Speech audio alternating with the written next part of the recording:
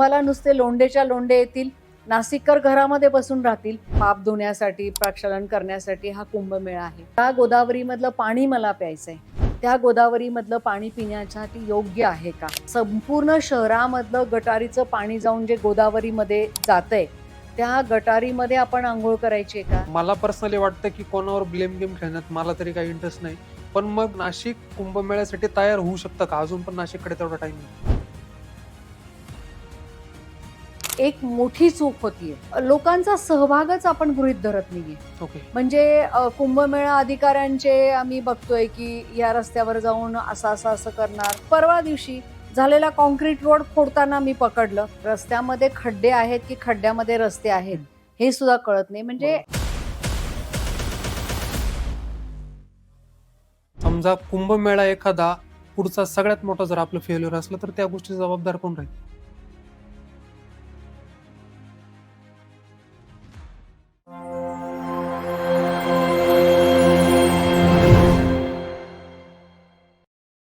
नाशिकमध्ये कुंभमेळा येतोय, पण प्रश्न फक्त कुंभमेळ्याचा नाही.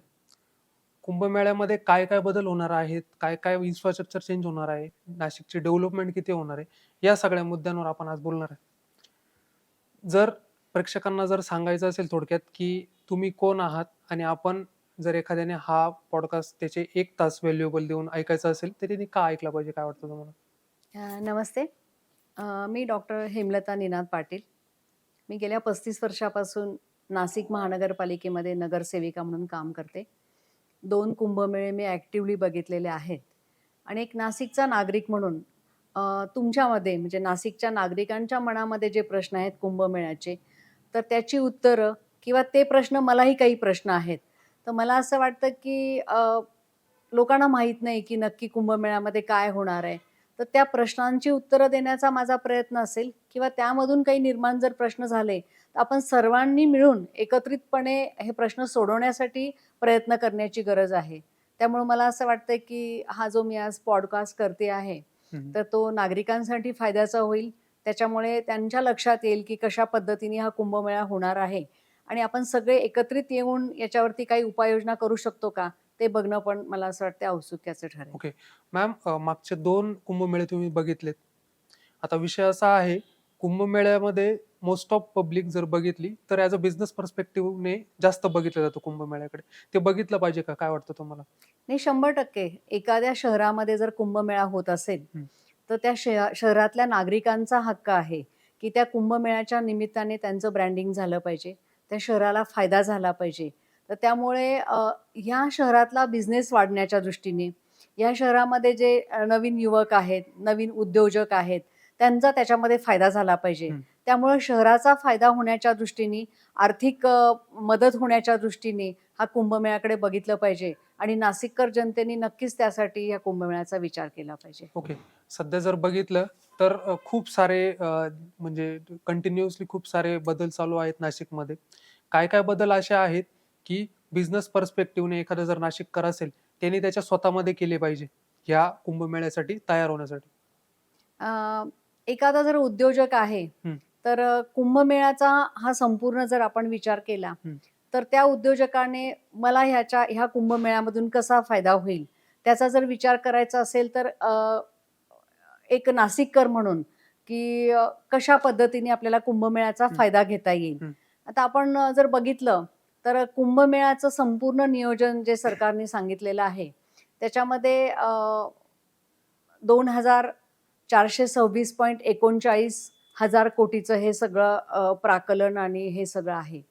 तर त्याचा जर आपण विचार केला, तर त्या प्राकलनामध्ये म्हणजे साधारण आपण विचार केला तर साधारण 2700 हजार कोटीपर्यंत हा सगळा आर्थिक त्याचा फायदा होईल आणि त्या आर्थिक ह्याच्यामध्ये सगळे पैशांचा नाशिककरांसाठी जरी उपयोग झाला नाही, तर त्यातले एक साधारण 20 ते 40% आपण बघितले, तर 10 ते 11 हजार कोटी ह्या शहरामध्ये उद्योजकांना त्याचा फायदा होईल किंवा डंप केले जातील. तर त्यामधून आपल्याला नवीन कुठले यामध्ये व्यवसाय करू शकता येतील, की ज्याच्यामुळे आपला आर्थिक फायदा होईल. तर त्या दृष्टीने जर युवकांनी विचार केला, तर छोट्या-छोट्या सेक्टरमध्ये आपल्याला काम करता येईल. म्हणजे विचार सगळ्यात महत्त्वाचा केला तर समजा पर्यटन आहे. पर्यटनामध्ये हॉटेल इंडस्ट्री आहे, हॉस्पिटॅलिटी आहे, स्वच्छता आहे, त्याचप्रमाणे पर्यटन आहे, म्हणजे ट्रान्सपोर्ट आहे, स्वच्छता आहे. तर ह्या सगळ्या सेक्टरमध्ये जर काम करायचं ठरवलं, हॉटेल व्यावसायिक असतील, खानावळ असेल, पाणी पुरवठा असेल, तर यामध्ये जर काम करायचं ठरवलं तर त्याचा फायदा उद्योजकांना नक्कीच होऊ शकेल. ओके. सध्याची जी डेव्हलपमेंट चालू आहे नाशिकमध्ये, त्या गोष्टीचा आढावा नाशिककरांनी, जे नाशिकमध्ये सध्या जे नवीन उद्योजक तयार होत आहेत, त्यांनी तो आढावा घेऊनच बिझनेस केला पाहिजे असं वाटतं का तुम्हाला, की त्यांच्या आवडीनुसार बिझनेस केला पाहिजे त्यांनी? अ, कुंभमेळ्याचा फायदा प्रत्येकाने करून घेतला पाहिजे. हं. मग आता कुंभमेळ्यामध्ये कोणता व्यवसाय जास्त चांगल्या पद्धतीने आपण हँडल करू शकू किंवा त्याचा आपल्याला फायदा होईल. जसं मी मगाशी बोलताना बोलले, की हॉटेल इंडस्ट्री असेल, हॉस्पिटॅलिटी असेल, खानावळ असेल, ट्रान्सपोर्ट असेल. तर ह्या सगळ्या याच्यामध्ये जर काम करायचं ठरवलं, स्वच्छतेचे मोठमोठे कामं आहेत. तर त्यामध्ये काम करायचं ठरवलं तर मला असं वाटतं, की कुंभमेळा 2 वर्ष चालणार आहे. तर त्या दृष्टीने युवकांना त्याचा फायदा होऊ शकतो. ओके. सध्या जे कुंभमेळ्याचे इन्फ्रास्ट्रक्चर डेव्हलप होतंय, आता काही गोष्टी अशा आहेत, की खूप मेजरली चेंजेस होत आहे नाशिकमध्ये, इन्फ्रास्ट्रक्चरमध्ये पण असो किंवा मग बाकीच्या काही गोष्टी ज्या कुंभमेळ्याच्या व्हिजनने केल्या जातात. पण त्या इन्फ्रास्ट्रक्चरचा नाशिकला येत्या नंतरच्या 2 वर्षामध्ये काय म्हणजे फरक होईल? म्हणजे खरंच फायदा होईल का त्या गोष्टीचा? नाही, कुंभमेळा होऊन जातो, पण हं, इन्फ्रास्ट्रक्चर तसंच राहतं. हं. पण त्या त्या गोष्टीचा फायदा होईल? जर आपण असा विचार केला, की हं, कुंभमेळा झाल्यानंतर आता जे एवढे पैसे शासन या ठिकाणी हं, डंप करतंय, त्याचा आपल्याला कसा फायदा होईल? तर त्यामध्ये आता आपण बघितलं, की रस्त्यांची खूप मोठं कामं चालू हं, आहेत. म्हणजे 1,620 कोटी रुपयाचे तर नुसते आपले 28 रस्त्यांची कामं चालू हं, आहेत. तर ती रस्त्यांची कामं जी झाली त्यामुळे ट्रान्सपोर्टला चांगला फायदा होईल. रामकालपथ किंवा नाशिक दर्शन म्हणजे रिंग रोड्स जे आहेत 62.6 किलोमीटरचा जो सगळा रिंग रोडचा विषय आहे. तर त्यामुळे शहराची ओव्हरऑल डेव्हलपमेंट चांगली होईल. एस-टी-पी प्लॅन जे चालू झालेले आहेत, म्हणजे जी कामं झालेली आहेत, ती जर पूर्ण वेळेमध्ये कार्यान्वित झाले एस-टी-पी प्लॅन, तर गोदावरीचा जो नेहमीचा प्रश्न आहे, की आपण म्हणतो की गटारगंगा आहे, की गोदावरीचं पाणी स्वच्छ आहे. तर ते गोदावरीचं पाणी जर स्वच्छ राहिलं, हं. तर तो एक शहराच्या दृष्टीने म्हणजे भूमिगत गटार असतील, एस-टी-पी प्लांट असतील, रस्ते असतील, रामकालपथ असेल, तर ह्या सगळ्या गोष्टींचा नाशिककरांना पुढे इन्फ्रास्ट्रक्चरच्या दृष्टीने खूप मोठा उपयोग होईल. नाशिकचं ब्रँडिंग जर आपण चांगल्या पद्धतीने करून घेतलं, म्हणजे आता वाईन सिटी पण आहे, तर तो वाईन उद्योग आहे म्हणा, पर्यटन आहे, यासाठी जर नाशिकचं ब्रँडिंग चांगल्या पद्धतीने करून घेतलं, तर त्याचा फायदासुद्धा नाशिककरांना पुढे होऊ शकेल. परत या कुंभमेळ्याच्या निमित्ताने लाखो लोक शहरामध्ये येणार आहेत. तर ते एक आपल्याला, की आपण एवढ्या मोठ्या इव्हेंट कशा पद्धतीने हँडल करू शकतो, एवढा ट्रान्सपोर्ट कसा करू शकतो, एका वेळेला इतके लोक येतात, त्याचा कसा डेटा ठेवू शकतो, तर तो सुद्धा शहराच्या दृष्टीने पुढे फायदा होऊ शकेल. ओके. याच्यानंतरचा प्रश्न हा होता माझा. खरंच नाशिक ह्या कुंभमेळ्यासाठी कॅपेबल आहे का? एवढा मोठा लोड सहन करण्यासाठी? कारण मग आपण गेला कुंभमेळा बघितला किंवा मग प्रयागराजचा जो मागे कुंभमेळा झाला आपला, तर तिथे मागच्या काही कुंभमेळ्यांपेक्षा भरपूर सारे पीपल्स किंवा पब्लिक आली होती. अनएक्सपेक्टेड रिझल्ट होता. तर आता सध्या जर नाशिकची कंडिशन जर बघितली, तर कॅपेबल आहे का नाशिक? कसं आहे, की कुंभमेळ्यासाठी लोकांचं अट्रॅक्शन खूप हं, वाढायला लागलंय. आपण कसं ब्रँडिंग करतो, प्रयागराजने इतकं जबरदस्त ब्रँडिंग केलं होतं, सुरुवातीपासून ब्रँडिंग केलं होतं. त्यांचं पात्र खूप विस्तृत आहे आणि तो एक त्यांना त्याचा फायदा होता. आपल्या शहरामध्ये काय आहे, की रामकुंडचा परिसर सीमित आहे. 1.5-2 किलोमीटरचं ते सगळं पात्र आहे. कुशावर्ताची तीच परिस्थिती आहे. तर तुम्ही ब्रँडिंग कसं करता, लोकांना कशा पद्धतीच्या सुविधा देता आणि इथं लोकांना आल्यानंतर लोक कम्फर्टेबल आहेत का? हे सगळं जर तुमचं नियोजन असेल, तर तो कुंभमेळा यशस्वी होईल. आपल्याकडे आपण बघितलं, की थोडासा मला असा प्रॉब्लेम असा वाटतोय, की कुंभमेळ्याची संधी म्हणून कुंभमेळ्याकडे बघणं आणि संधी साधू पणा म्हणून बघणं, हे 2 मोठे विषय आहेत आणि कुठेतरी नियोजनामध्ये 2-3 कुंभमेळा प्राधिकरण आपण या ठिकाणी निर्माण केलं. तर ते कुंभमेळा प्राधिकरण निर्माण केल्यानंतर कामाचं नियोजन, कामाची क्वालिटी, कामाचं एक्झिक्युशन, नंतर निधीची तरतूद, ह्या सगळ्या गोष्टी आणि लोकांना माहिती देणं, हे सगळं कुंभमेळा प्राधिकरणाकडे काम आहे. तर त्यामुळे कुंभमेळा प्राधिकरण, महानगरपालिका आयुक्त ह्या सगळ्यांमध्ये समन्वय असणं गरजेचं आहे. आणि आपण जे आता तुम्ही जे मला बोलले, की हे सगळी कामं पूर्ण होणार आहेत का? तर निश्चितच काम सुरू करायला उशीर झालेला आहे. त्यामुळं त्या पद्धतीने कामानी वेग पकडलाय. कारण रामकालपथचं काम अजून अपूर्ण आहे. एस-टी-पी प्लॅन्टचं काम अपूर्ण आहे. जे 28 रस्ते आपण करतोय त्या रस्त्यांचं काम अजून अपूर्ण आहे. नंतर जे फ्लायओव्हरचं जे पूल बांधतोय त्याचं काम अपूर्ण आहे. हं. त्यामुळं हे खूप मोठं प्रशासनासमोर आव्हान आहे, की येत्या 7-8 महिन्यामध्ये ही कामं क्वालिटी चांगली ठेवून ही कामं पूर्ण करणं आणि त्याच्यामध्ये नागरिकांना सहभागी करून घेणं, हे सगळं खूप मोठं आव्हान आहे आणि ते कसं पेलतात हे बघावं लागणार आहे. ओके. अ, जर आपण बघायला गेलो तर नाशिकमध्ये भरपूर रस्त्यांचे कामं चालू आहेत, भरपूर इन्फ्रास्ट्रक्चरचे कामं चालू आहेत. नाशिककर जे लोकल नाशिककर त्यांचं असं म्हणणं आहे, की रस्त्यांचे कामं कोण करतंय, प्लस कॉन्ट्रॅक्टर्स कोण आहेत, ते आम्हाला पारदर्शकता तेवढी नाहीये आमच्याकडे. पब्लिकचं हे म्हणणं आहे, की मोस्ट ऑफ द कामं आपण बाहेर सप्लाय केलेले आहेत.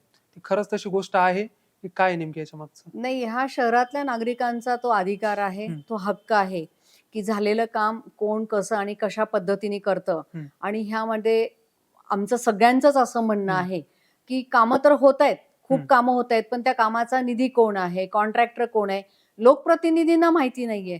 तर मग नागरिकांना, नाशिककरांना कशी माहिती असेल? हं, त्यामुळं तुमच्या माध्यमातून आणि आम्ही वारंवार ही मागणी प्रशासनाकडे केलेली आहे, की एखादं काम करताना म्हणजे आता कुंभमेळा प्राधिकरणाने याची जबाबदारीच घेतली पाहिजे, की एखादं काम करताना, हे काम सुरू करताना पब्लिक फोरममध्ये, पब्लिक डोमेनमध्ये, पब्लिक डॅशबोर्डवरती ह्या गोष्टी आल्या पाहिजेत, हं. की हे काम कधी सुरू झालं, हे काम कधी संपणार आहे, ह्या कामाचा कॉन्ट्रॅक्टर कोण आहे, या कामासाठी किती खर्च लागणार आहे, या कामाचे व्हिडिओ, हे काम वेळेत पूर्ण झालं नाही, तर त्याच्या मागची कारणं, हे सगळं पब्लिक डोमेनमध्ये, पब्लिक डॅशबोर्डवरती येणं गरजेचं आहे.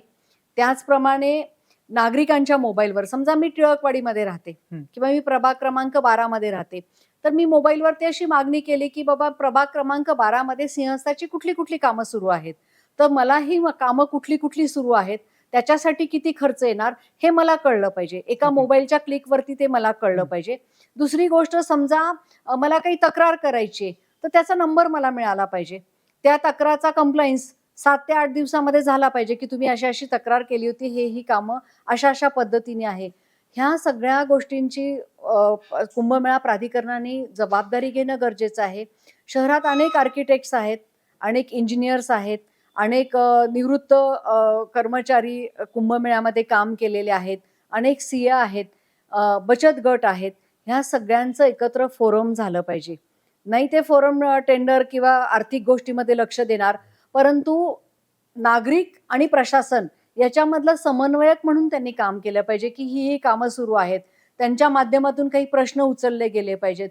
तर ह्या सगळ्या गोष्टी ह्या पब्लिक डोमेनवरती आल्या पाहिजेत आणि प्रत्येक नागरिकाचा तो अधिकार आहे, हं. की हे काम नक्की कोण करतं आणि तुम्ही जे म्हटलं, की लोकांच्या मनामध्ये संशय आहे, की 2-3 कॉन्ट्रॅक्टरनी ही कामं सबलेट केली आहेत आणि ती कामं म्हणून पूर्णत्वास होत नाहीत.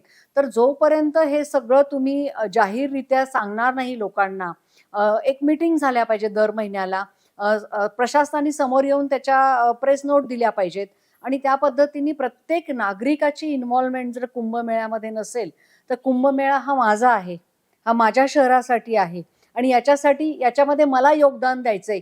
ही जर भावना नाशिककरांमध्ये निर्माण झाली नाही, तर कुंभाला नुसते लोंढेच्या लोंढे येतील, नाशिककर घरामध्ये बसून राहतील. त्यांचा कुंभमेळ्यामध्ये कुठेही ॲक्टिव्ह सहभाग राहणार नाही आणि मग तो कुंभमेळा हा आस्थेचा विषय होणार नाही. फक्त एक काहीतरी इव्हेंट झाली आणि कुठल्याही शहराला इव्हेंट करणं परवडणार आहे का तो आस्थेचा विषय म्हणून त्या शहराने त्याच्याकडे बघणं परवडणार आहे, हा विचार करण्याचा विषय आहे. बरोबर आहे. कुंभचं इन्फ्रास्ट्रक्चर किंवा कुंभची डेव्हलपमेंट करायची, हा जर मुद्दा समोर आला ना, तर पब्लिकला पहिल्यांदा असं वाटतं, की रस्त्यांची कामं होणार. बस बाकी याच्यापुढे काही पब्लिकला माहीतच नाही. एखादा कुंभमेळा समजा 2027चा कुंभमेळा आपल्याकडे आला आहे. तर रस्त्यापलीकडे असे काय कामं लपवले गेले किंवा मग काय कामं पब्लिकला माहीतच नाही, नकळत म्हणजे माहीत नसतील. तर काय-काय कामं होतात कुंभमेळा आल्यावर? आता रस्ता तर आहेच. हं, इन्फ्रास्ट्रक्चर म्हणून एक रिंग रोड्स असणं, हं, नागरिकांनी चांगल्या पद्धतीने शहरामध्ये येण्यासाठी व्यवस्था असणं. हं, रस्ते हा तर मूळ गाभाच आहे किंवा फ्लायओव्हर किंवा पूल हे सगळा मूळ गाभा आहे. पण याच्या व्यतिरिक्त कुंभमेळा होतो कुठं? गोदावरीमध्ये होते. बरोबर आहे. गोदावरी, दक्षिणमुखी गंगा तुमच्या माझ्या सगळ्या नाशिककरांच्या आस्थेचा विषय. गोदावरीच्या उपनद्या म्हणजे नंदिनीपासून सगळ्या, हा सगळा आपल्या आस्थेचा विषय. कुंभमेळा हा आपल्या पापाचं काय पाप धुण्यासाठी, प्रक्षालन करण्यासाठी हा कुंभमेळा आहे. ज्या गोदावरीमध्ये मला स्नान करायचंय, हं. ती गोदावरी खरंच किती स्वच्छ आहे. हं. ज्या गोदावरीमधलं पाणी मला प्यायचंय, त्या गोदावरीमधलं पाणी पिण्यासाठी योग्य आहे का? हा तर मेन विषय आहे. आणि मागच्या वेळेला हायकोर्टाने सांगितलं, की हे पाणी तुम्ही पिऊ नका. म्हणजे कुंभमेळ्याच्या तोंडावर सांगितलं, की हे पाणी पिण्यामध्ये योग्य नाही. सगळ्यात महत्त्वाचं म्हणजे प्रत्येक नाशिककरांनी त्याच्यामध्ये अवेअरनेस दाखवणंच गरजेचं आहे, की ह्या कुंभमेळ्यामध्ये संपूर्ण शहरामधलं गटारीचं पाणी जाऊन जे गोदावरीमध्ये जातंय, त्या गटारीमध्ये आपण अंघोळ करायची आहे का? त्या गटारीचं पाणी आपण प्यायचंय का? आणि मग एस-टी-पी प्लॅन्टचं जे काम सुरू झालेलं आहे, तुम्ही जसं मगाशी म्हटला, की फक्त रस्ते म्हणजे कुंभमेळा नाहीये. तर ज्या गोदावरीमध्ये लोक अंघोळ करणार आहेत, ती गोदावरी स्वच्छ आहे का? तिच्यामधलं पाणी 100% पिण्यायोग्य आहे का? आणि त्यासाठी एस-टी-पी प्लॅन्टचं काम किती तत्परतेने चाललेलं आहे? ते सगळं पाणी ड्रेनेजचं साफ होणार आहे का? गोदावरीमध्ये कुठलंही घाण पाणी मिसळणार नाहीये का? हा दृष्टीने नाशिककरांनी अवेअर असणं गरजेचं आहे. ओके. फक्त आपण म्हणतो की गोदावरीमध्ये प्लास्टिक टाकू नका, ते तर नाहीच टाकलं पाहिजे. परंतु गोदावरीचं पाणी पिण्यायोग्य असणं, त्या निमित्ताने गोदावरी फ्रंट म्हणजे जसं आपण गुजरातमध्ये मोदीजींनी हे स्वप्न बघितलं होतं की रिव्हर फ्रंट त्यांनी चांगली केली होती. त्या पद्धतीने हे सुंदर गोदावरीचं रुपडं होणार आहे का? आणि त्यामुळे आपल्या शहराची स्वच्छता होणार आहे का? शहरामध्ये जे एवढे पैसे येतायत, त्याच्यामुळे आपली गोदावरी कायमस्वरूपी स्वच्छ होणार आहे का? हा सुद्धा एक खूप मोठा विषय आहे. त्याचप्रमाणे रामकालपतचा जो मी विषय सांगितला, तर ते काम पूर्ण होणं सुद्धा गरजेचं आहे. तर त्यामुळे शहरामध्ये कुंभमेळा म्हणजे फक्त रस्ते नाहीत, तर शहराची संपूर्ण ड्रेनेज सिस्टीम व्यवस्थित असणं, पाणी पुरवठ्याच्या लाईन व्यवस्थित असणं, रस्ते व्यवस्थित असणं, जी आपली कचऱ्याची सगळी विल्हेवाट होणार आहे, ती व्यवस्थित होणं आणि त्या निमित्ताने जी काही आपली मंदिरं आहेत, ती मंदिरं सुशोभित होणं, त्यांचा विकास होणं. 12 प्रकल्प आपले प्रस्थापित आहेत, त्यातल्या 4 प्रकल्पावरती आपलं काम चालू आहे. तर ह्या सगळ्या दृष्टीने हा विकास होणं गरजेचं आहे आणि त्याच निमित्ताने शहरातल्या युवकांना रोजगार मिळणं, त्यांच्या हाताला काम मिळणं, त्यातून त्यांचा फायदा होणं, तोही फार गरजेचा विषय आहे. समजा उद्या हे कामं झालीच नाही. समजा कुंभमेळा एखादा पुढचा सगळ्यात मोठा जर आपलं फेल्युअर असलं, तर त्या गोष्टीचा जबाबदार कोण राहील? नाही, आपण असं नको बोलायला. ओके. कारण ही कामं झालीच नाही म्हणण्यापेक्षा ही कामं आपण कशा पद्धतीने चांगली करूयात, त्याच्यासाठी नागरिकांचा रेटा हं. शेवटी कसं असतं, की जनमताचा रेटा हा खूप महत्त्वाचा बरोबर असतो. आहे. त्यामुळे जनमताचा रेटा वाढवण्यासाठी तुमच्यासारखे जे लोक काम करतात, त्यांच्या माध्यमातून लोकांसमोर आपण जाऊन सांगूयात, की नाही, हे प्रश्न प्रशासनाला विचारा. आम्ही तर विचारतच आहोत. पण प्रत्येक नागरिक जेव्हा प्रश्न विचारायला लागेल, की माझ्या रस्त्याचं काम कशा पद्धतीने होतोय? कोण कॉन्ट्रॅक्टर आहे? हे काम क्वालिटी वर्क होतंय का? ह्या कुंभमेळ्यामधून मला काय फायदा होणार आहे?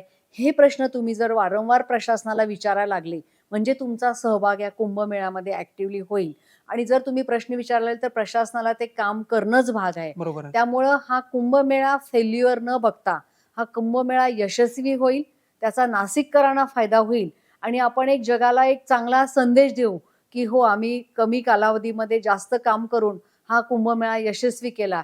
ह्या दृष्टीने नाशिककरांनी विचार करणं गरजेचं आहे असं मला वाटतं. एखादी जर डेव्हलपमेंट होते ना, समजा त्या गोष्टीमध्ये काही अडचणी पहिलं म्हणजे क्रिएट झाल्या, तर त्याच्यामध्ये सगळं ब्लेम हे गव्हर्नमेंटला म्हणजे दिलं जातं. एंड ऑफ द डे तुम्हाला असं वाटतं का, की नागरिकांचाही तेवढाच मोठा म्हणजे त्याच्यामध्ये रोल पाहिजे? जसं तुम्ही मगाशी म्हटल्या, की नागरिकांनी टाईम टू टाईम त्याला फॉलोअप घेतला पाहिजे किंवा मग काही जर गोष्टी चुकीच्या होत असल्या, तर त्याला प्रत्युत्तर दिलं पाहिजे. हे खरंच असं आहे वाटतं का तुम्हाला? नागरिकांचा रोल असल्याशिवाय कुठलंही काम सक्सेसफुल होत हं. नाही. परंतु नागरिकांचा रोल वाढण्यासाठी, नागरिकांचा त्याच्यामध्ये सहभाग ॲक्टिव्हली होण्यासाठी प्रशासनाने त्यांना सामील करून घेणं गरजेचं आहे. ओके. म्हणजे जेव्हा मला असं वाटेल, की ह्या नाशिकची जी स्वच्छता आहे, हं. त्याची जबाबदारी माझी आहे. मला ती स्वच्छता पूर्ण करायची. जर तुम्ही बाहेरून कुठून तर एखादा कॉन्ट्रॅक्टर आणला आणि त्याला सांगितलं, की फक्त माणूस भरती कर आणि हे स्वच्छतेचा ठेका घे, तर तो त्या पद्धतीने काम करेल. हम्म. त्याच्यापेक्षा नाशिकमधल्या काही मुलांना इन्व्हॉल्व केलं, काही नागरिकांना इन्व्हॉल्व केलं, की स्वच्छतेची कामं तुम्हाला आम्ही सांगू, की अशा पद्धतीने करायची आहेत.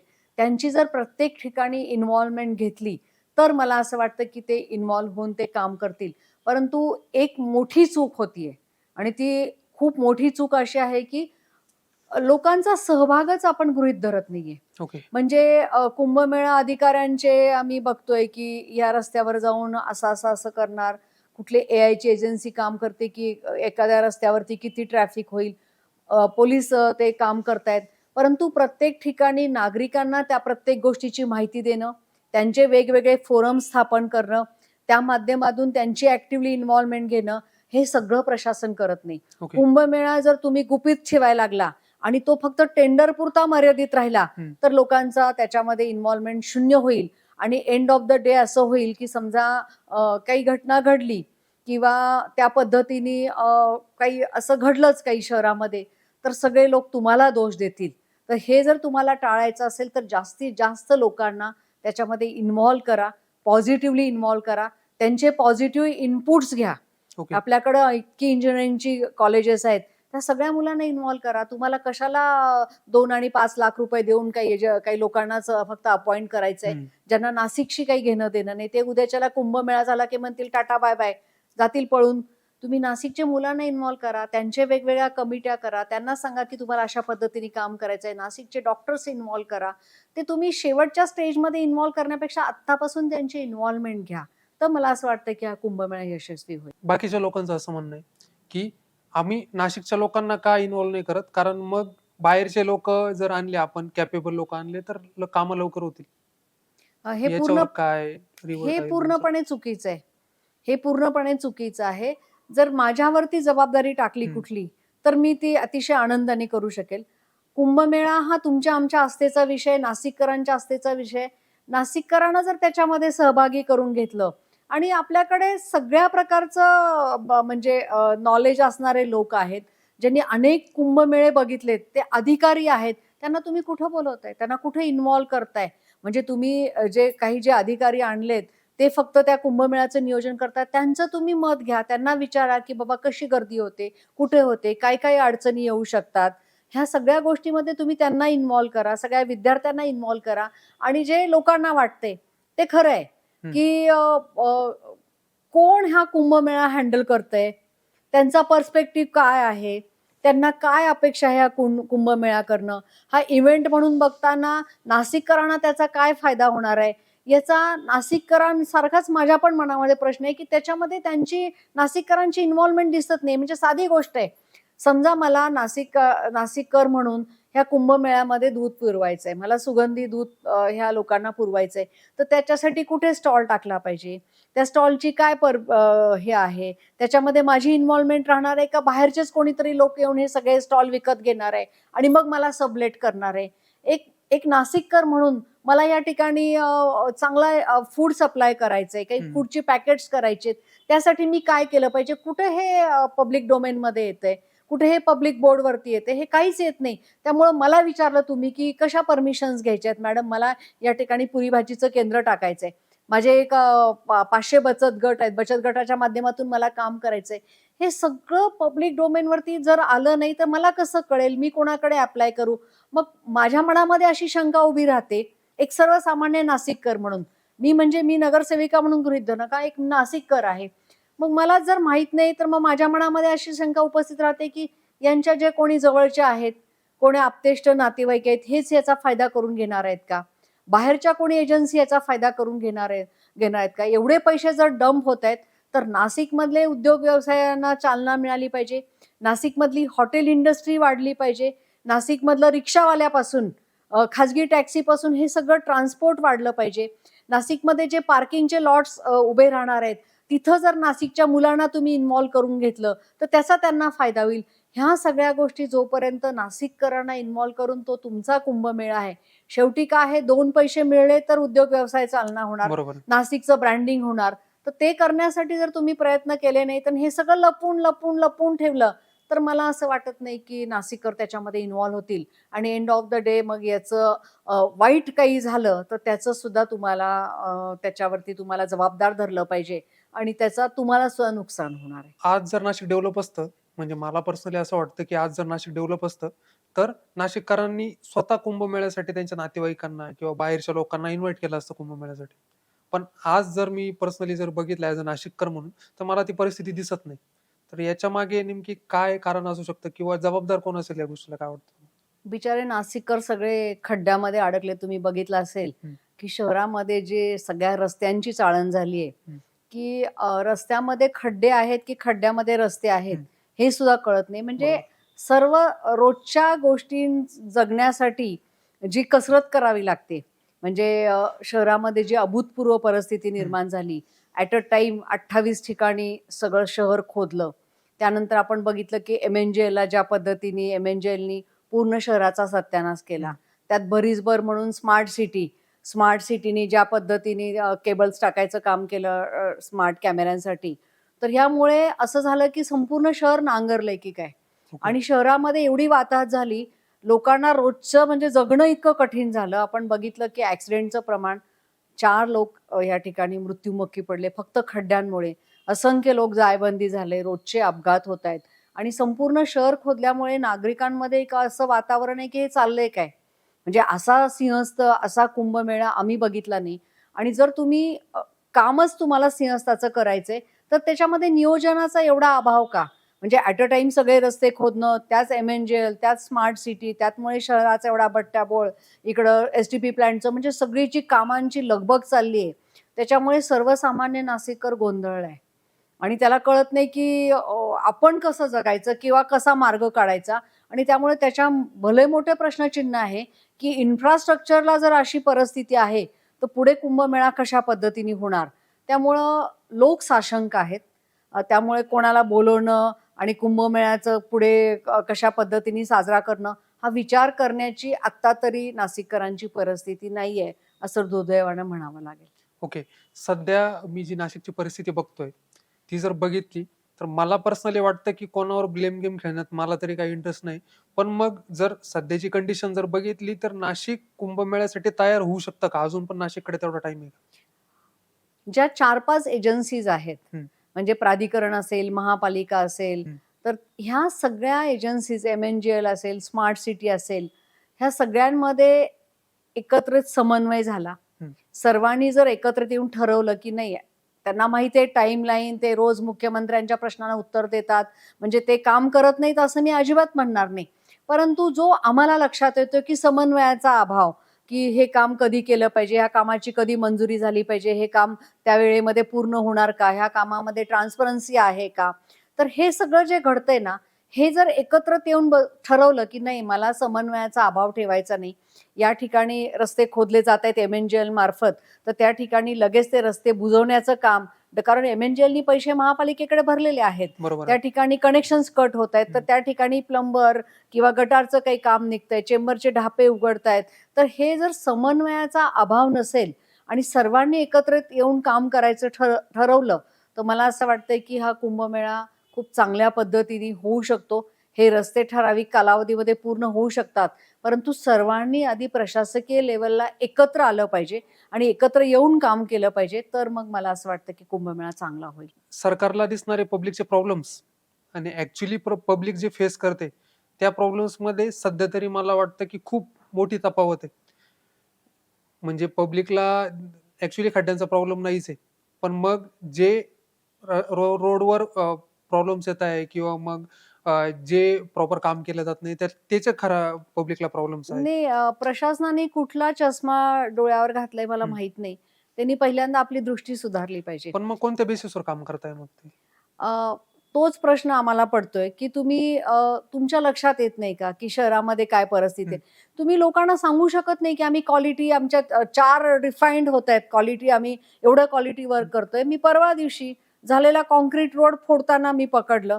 4 महिन्यापूर्वी जो काँक्रीट रोड लोकांसाठी उपलब्ध करून दिला, तो रोड तुम्ही फोडताय आणि तुम्ही कारण म्हणजे इतकं हास्यास्पद कारण देताय, की आम्हाला ते चेंबरची हाईट मॅच करायची होती. तुम्ही कुठल्या काळामध्ये म्हणजे कुठल्या काळामध्ये तुम्ही वावरताय? आणि तुम्ही इतकं वेडं समजताय लोकांना, म्हणजे नगरसेवकांना वेडं समजताय, नागरिकांना वेडं समजताय. तो चेंबर जर तुम्हाला मॅच करायचा होता तर 1.5 वर्ष तो रस्ता बंद ठेवला होता. जेव्हा तो रस्ता पूर्णत्वास येणार तेव्हा तुम्ही तो चेंबर मॅच केला असता. बरं, काँक्रीट फोडताय, त्याला तुम्ही काँक्रीट कटर वापरत नाही. आता तुमच्या टेंडरमध्ये कुठल्या गोष्टी आहेत आम्हाला माहित नाही. म्हणजे तुम्ही लोकांना एवढं जे गृहीत धरताय आणि त्याच्यामुळे हा सगळा गोंधळ होतोय आणि प्रशासन हे ॲक्सेप्ट करत नाही. म्हणजे त्या दिवशी मी तो काँक्रीट रोड फोडतानाचं जे काम थांबवलं, ते प्रशासनाने ॲक्सेप्ट नाही केलं, की आमची चूक आहे. जोपर्यंत तुम्ही चुका तर सगळ्यांकडनं होतात. जो काम करणार आहे त्याच्याकडनंच चूक होते. जोपर्यंत आमची ही चूक होतीये आणि ही आम्हाला सुधारायची आहे, हे तुम्ही ॲक्सेप्ट करत नाही, तोपर्यंत तुम्ही नागरिकांनाच म्हणत राहणार, की पावसाळा आहे, पाऊस पडतो, खड्डे होणारच. कुठल्या सिटीमध्ये ते खड्डे नाहीयेत. कामं करताना थोडं घरामध्ये पाहुणे येणार आहेत, तर घर अस्ताव्यस्त होणार. असे असे जर तुम्ही उत्तरं जर द्यायला लागले, तर मला असं वाटतं, की सुजाण नाशिककर हे काही मान्य करणार नाहीत. अजूनही वेळ गेली नाही. अजूनही प्रशासनाला सुधारण्याचा वाव आहे. अजूनही जनसहभाग वाढवण्याचा वाव आहे. ह्या सगळ्या गोष्टी अजूनही जर सुरळीत केल्या, तर मला असं वाटतं, की अजून हातातनं वेळ गेली नाही. ते होऊ शकतं. ओके. आता सध्या जर नाशिकचा युथ जर बघितला तर भरपूर सारा युथ 18 ते 25 मधला बिझनेसमध्ये येतोय. कुंभमेळ्याचं कारण धरून. मग बिझनेसमध्ये यायचं तर भरपूर सारं लोन उचलणं किंवा मग या गोष्टी सगळ्या करणं. मागचाच प्रश्न मी तुम्हाला विचारला, की सध्याची जी सिच्युएशन आहे तिला ग्राह्य धरून बिझनेस केला पाहिजे, की आवडतीचा बिझनेस केला पाहिजे? तुम्हाला काय वाटतं? अग्रेसिव्हली एंटर केलं पाहिजे की युथने बिझनेसमध्ये आत्ताच्या कुंभमेळ्यामध्ये? 100% यूथला अग्रेसिव्हली एंटर करण्यासाठी प्रशासनाने, सरकारने सहाय्य केलं पाहिजे. हं, मला ही खात्री पाहिजे, की समजा मी एखाद्या गोष्टीचं लायसन काढते, त्याच्यासाठी 2-5 लाख रुपये खर्च करते, हं, तर ते काम मला मिळणार आहे. हं. ना की कुठलातरी एक लांबचा कोणतरी मोठा बिग शॉट आहे, तो हे काम घेणार, मग ते सबलेट करत ते माझ्यापर्यंत येणार. मला प्रशासनाने, सरकारने खात्री दिली पाहिजे, की समजा मला 2 लाख, 5 लाख, 10 लाख, 25 लाख ह्याच्यात टाकायचे आहेत. मला एखादी खानावळ चालवायची आहे. तर ती खानावळ चालवताना की मला एखादी ऑर्डर मिळाली पाहिजे. त्याच्यातनं माझा माल खपला पाहिजे. मला पाण्याच्या बाटल्यांचं काही काम करायचंय. मला दुधाच्या बाटल्या हे करायच्या आहेत. मला माझ्या रिक्षा ज्या आहेत त्या ह्या मार्गावरनं गेल्या पाहिजेत. माझी एखादी खाजगी व्हेइकल आहे, ती ट्रान्सपोर्टसाठी वापरली गेली पाहिजे. एखादं वाहनतळ जे तुम्ही करणार ते मला चालवायला हं. मिळालं पाहिजे. छोट्या-छोट्या अपेक्षा. एखादा युवक काही 2-5 कोटीची बात करणार नाही. बरोबर आहे. पण मग तो कुठली बात करेल, की मला खानावळ चालवता आली पाहिजे, मला फूड ट्रान्सपोर्ट करता आलं पाहिजे, मला पब्लिक ट्रान्सपोर्ट करता आला पाहिजे, हं, मला हॉस्पिटॅलिटीमध्ये रोल पाहिजे, मला ह्या शहराच्या स्वच्छतेच्या ठेक्यामध्ये मला हं. कुठेतरी काम मिळालं पाहिजे. बरोबर आहे. माझी एखादी इंडस्ट्री आहे, मला पब्लिक टॉयलेटचं काम मिळालं पाहिजे. सरकारनी इथल्या नाशिकमधल्या नागरिकांना हे अश्युअर केलं पाहिजे, की नाही तुम्ही आता ते म्हणतात, की आम्ही 400 काय 2400 की 4,000 मुलं आम्ही ट्रेन करणार आहे. त्यांना आम्ही ह्या सगळ्या गोष्टींचं स्किल ट्रेनिंग देणार आहे. पण हे कुठं पब्लिक डोमेनमध्ये येते? कोण मुलं सिलेक्ट करणार? कोण उद्योजक सिलेक्ट करणार? कोणाला हे नॉलेज देणार? हे काम कोणाला मिळणार आहे? ह्या सगळ्या गोष्टी मला कळल्या पाहिजेत. तर मी त्याच्यामध्ये पैसे लावेन. म्हणजे काय मला एखाद्या इंडस्ट्रीमध्ये म्हणा कुंभमेळ्याच्या संदर्भामध्ये धार्मिक गोष्ट आहे. अगदी पूजेचं साहित्य आहे. कितीतरी गोष्टींमध्ये तुम्हाला त्याच्यामधनं आर्थिक लाभ होऊ शकतो. परंतु याच्यासाठी तुम्ही कोणाला आयडेंटिफाय केलंय? आणि आमचा प्रश्नच हा आहे, की याच्यामध्ये उद्योजकांची इन्व्हॉल्वमेंट कशा पद्धतीने राहणार आहे? त्यांना कशा पद्धतीने काम मिळणार आहे? हे सरकारने सांगितलं पाहिजे आणि ते लवकरात लवकर सांगितलं पाहिजे. म्हणजे एखाद्या गोष्टीचं लायसन घ्यायला 1 वर्ष लागतं. उद्याच्याला जर समजा मी बिसलरीच्या म्हणजे पाण्याच्या मिनरल वॉटरच्या बाटल्यांचा बिझनेस करायचा म्हटलं, तर मला ते काम मिळणार आहे का? मी कुठे त्याचे स्टॉल टाकू शकणार आहे? हे स्टॉल कुठे-कुठे टाकायला परमिशन मिळणार आहे? याच्यासाठी काय प्रोव्हिजन आहे? ह्या सगळ्या गोष्टींची माहिती पुढे येऊन प्रशासनाने पब्लिक डोमेनच्या माध्यमातून युवकांना दिली पाहिजे असं मला वाटतं. ह्याचे 2 कुंभमेळे बघितलेत तुम्ही आत्तापर्यंत. मागचे 2 कुंभमेळे. बराचसा तुमचा एक्सपिरियन्स नाशिकमधलाच आहे. जर तुम्ही एखादा बिझनेस ओनर जर असता आणि तुम्हाला या कुंभमेळ्यात बिझनेस करायचा असतं, तर तुमची फर्स्ट प्रायोरिटी कोणत्या सेक्टरला असते? हां, आवड प्रत्येकाच्या आवडीचा विषय आहे. हं, मला हॉस्पिटॅलिटीची आवड आहे. ओके. तर मला नक्की तसं म्हणजे फूड संदर्भामध्ये किंवा त्यांचा स्टे, लोकांचा स्टे कशा पद्धतीने चांगला होऊ शकतो. मी समजा एखाद्या भागाचं प्रतिनिधित्व करते, तर मला समजा मी खानदेशी आहे, हं. तर मला खानदेशी फूडचं काही आउटलेट्स काही काढता येतील का? हं. जेणेकरून उत्तर भारतातले, बिहारमधले, MP मधले जे लोक येतील त्यांना ही माझ्या संस्कृतीची ओळख होईल. खानदेशी फूड काय आहे? मांडे काय असतात? तर हा मला उद्योग काढायचा आहे. तर हे मी कुठे स्टॉल लावू शकते? तर ह्याच्यातनं मला किती इन्कम होऊ शकतं?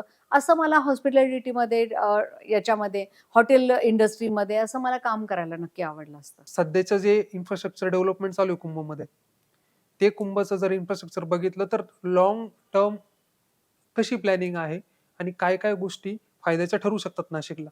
जर बिझनेस पर्स्पेक्टिव्हनी जर बघितलं किंवा मग लोकल नाशिककर जर पर्स्पेक्टिव्हने बघितलं, तर काय फायद्याचं ठरेल मला ते? नाही, आता जे 28 रस्ते चालू हं, आहेत, त्याचा ह्या इन्फ्रास्ट्रक्चरचा रोडचा आपल्याला खूप चांगला फायदा हं, होणार आहे. त्यानंतर सीवेज ट्रीटमेंट प्लांट जे सुरू आहेत, हं, त्याचा आपल्याला नाशिकच्या दृष्टीने खूप मोठा फायदा होणार आहे. ड्रेनेज सिस्टमचा फायदा होणार आहे. हं, पाण्याच्या लाईन ज्या आपण अद्ययावत करतोय, त्याचा फायदा होणार आहे. आता कुंभमेळ्यामध्येच MNGLची गडबड जी चालू हं. आहे, पण MNGLचा सुद्धा आपल्याला पुढे लाँग टर्ममध्ये फायदा होणार आहे. बरोबर आहे. शहरामध्ये CCTV सगळे लागणार आहेत. त्याचा सुद्धा आपल्याला खूप मोठा ट्रान्सपोर्टच्या दृष्टीने आणि पुढे सिक्युरिटीच्या दृष्टीने त्याचा फायदा होणार आहे. एक नाशिकचं ब्रँडिंग चांगलं होण्याच्या दृष्टीने आपल्याला ह्या सगळ्या गोष्टींचा फायदा होणार आहे. त्यामुळं कुंभमेळ्याच्या इन्फ्रास्ट्रक्चरचा नाशिकसाठी नक्कीच खूप मोठा फायदा होणार आहे. एक नाशिकचं नाव जगाच्या पातळीवर जाणार आहे. एक धार्मिक पर्यटन स्थळ म्हणून जर लोकांच्या पसंतीला उतरलं, तर मग इथं सगळा आपला टुरिझम खूप चांगल्या पद्धतीने वाढणार आहे. हॉटेल इंडस्ट्री त्यामुळं चांगल्या पद्धतीने हे होणार आहे.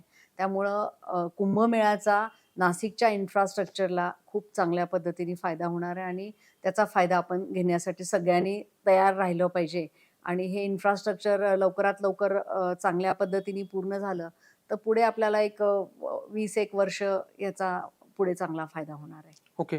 जर सध्या जर बघितलं आपण, तर मागच्या काही आता मला परफेक्ट कुंभमेळा माहीत नाही, पण मग तेव्हा आपण जर बघितलं, तर आरोग्याच्या दृष्टीने ह्या कुंभमेळ्यासाठी रेडी आहोत का आपण? मला असं विचारायचंय. मागच्या कुंभमेळ्यामध्ये जर बघितलं काही वर्षांपूर्वीच्या, तर तिथे डोळ्यांचे आजार जास्त पसरले होते नाशिकमध्ये, त्या मला कुंभमेळ्यामध्ये. तुम्ही जो कुंभमेळ्याचा उल्लेख केला, हं. तेव्हा मी नगरसेविका होते. मला तो ओके. कुंभमेळा पूर्ण आठवतोय, हं. कारण तेव्हाच स्टॅम्पेड झालं होतं. ओके. काही साधूंनी पैसे फेकले होते हं, आणि उतार होता.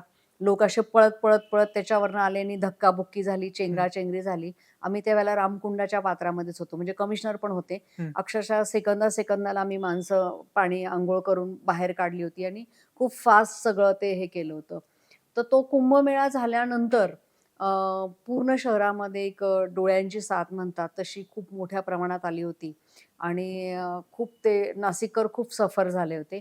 तर आरोग्याच्या एवढ्या छोट्याशा पात्रामध्ये अंघोळ केल्यानंतर आणि कितीही आपण प्रयत्न केले तरी त्या आरोग्याच्या सगळ्या समस्या होतात. आता सिवेजची खूप मोठी समस्या हं. त्या ठिकाणी पब्लिक टॉयलेट जरी दिले तरी तो सगळा मैला आणि डिस्पोजल आणि ह्या खूप मोठ्या समस्या निर्माण होणार आहेत. तर शासकीय स्तरावर तर ते आता सतत मीटिंग्स घेऊन कशा पद्धतीने हे सगळं करता येईल त्याचा प्रयत्न करतायत.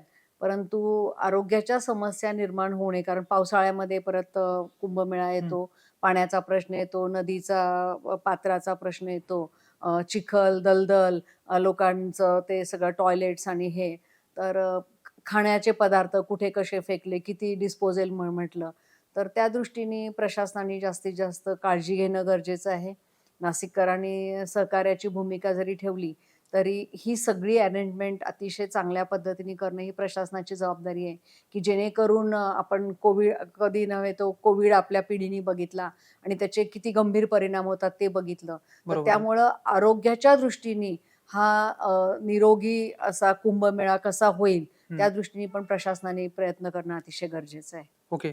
ॲज अ बिझनेस पर्स्पेक्टिव्हने जर बघितलं कुंभमेळ्याकडे, तर काय-काय गोष्टी आहेत, ज्या गोष्टींची म्हणजे काळजी घेतली पाहिजे एक बिझनेस ओनरने, काय वाटतं तुम्हाला? म्हणजे जस्ट लाइक बिझनेसकडे समजा उद्या एखादा प्रॉब्लेम क्रिएट झाला बिझनेसमध्ये किंवा मग स्कॅम्स होणार आहेत मोठे-मोठे नाशिकमध्ये बिझनेसमध्ये, तर त्या गोष्टी कशा टाळल्या पाहिजे किंवा काय काळजी घेतली पाहिजे त्याच्यामध्ये?